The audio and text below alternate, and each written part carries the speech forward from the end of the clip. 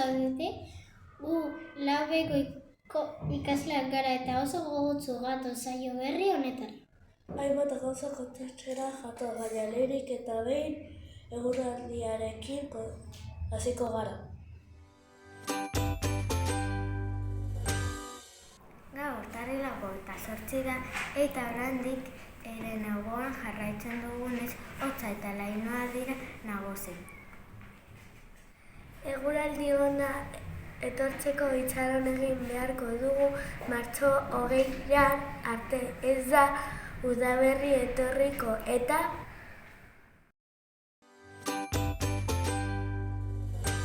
Hotzari aurre egiteko tripa beteta izatea bezala korrik ez dago. Zer bazkalduko dugu ba?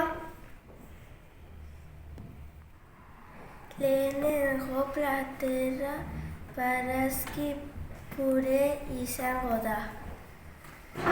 Bigarrena tortilla eta arroza izango dugu.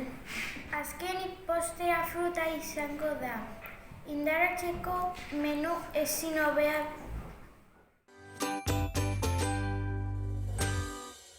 Zer iruditzen zaizue orain hilabete honetan urteak betetze dituzte kideen izena esaten baditugu? HH2A Izar, HH2B Alasne, HH4A Ander, HH5A Diego, Armando eta Abril,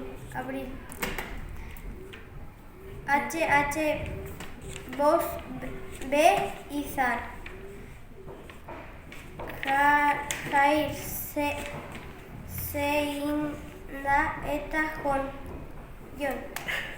LH1A Iat, Jon, Martin eta Asier. LHAB Evelyn eta Julien. LH3A Lur eta Biata. LH3B Maham eta Carlos Jair. LH2A Auria, LH2B Zain, LH6A Fatima, Urko eta Amper. LH6B Samantha, Estibali eta Nicolás.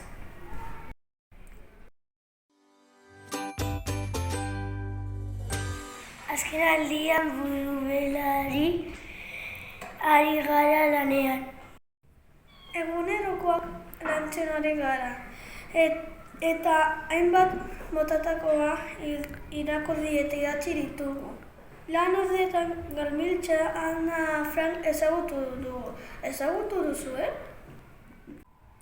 Umea zela Ana Frank etxean egongo behar izan zen guk kodeak graian egongokien bezala.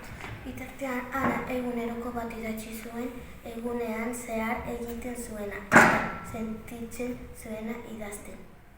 13 urte soilik zituen, egunerokoa idatzi hasi zenean eta hain ondo idatzi zuen. Liburu bezala argitaratu zen. Gure adinerako oso jokia ez den arren, irakasleek pasarte batzuk kontatu dizkigute, eta asko gustatu zaizkigu. Guk ere gure egunerokoa idatzi ditugu, eta zuek berdina egitera animatzen zaituztegu. Hona hemen gure eguneroko bat ondo idazteko gomendioak. 1. Idatzi data.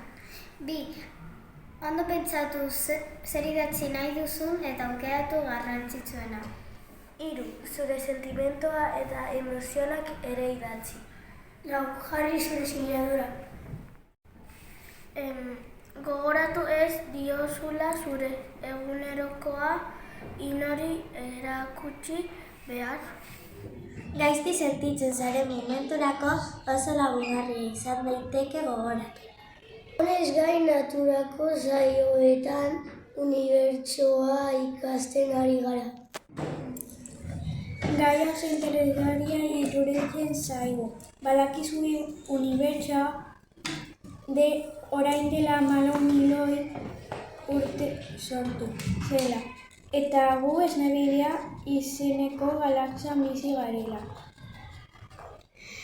Gure planeta Lurra da eguzki sistema kokatuta dago eta ilargia da bere satelitea. Ilargia nahiko tranpatsua da, argia duela badirudi ere eguzkiak ematen dion islada da. Ilargia ez du argirik. Gainera ilargia gure inguruan biraka aritzen denez gero, fase desberdinak izaten ditu. 7 egunean behin horregatik ez dugu beti forma berberekin ikusten. Hurrengoan gauza gehiago kontatuko dizkizugu. Gure aldetik besterik ez zaindu elkar eta zaindu gure ingurua ere bai. Ondo segi eta eskerrik asko zuen arretagatik. Hurrengora arte.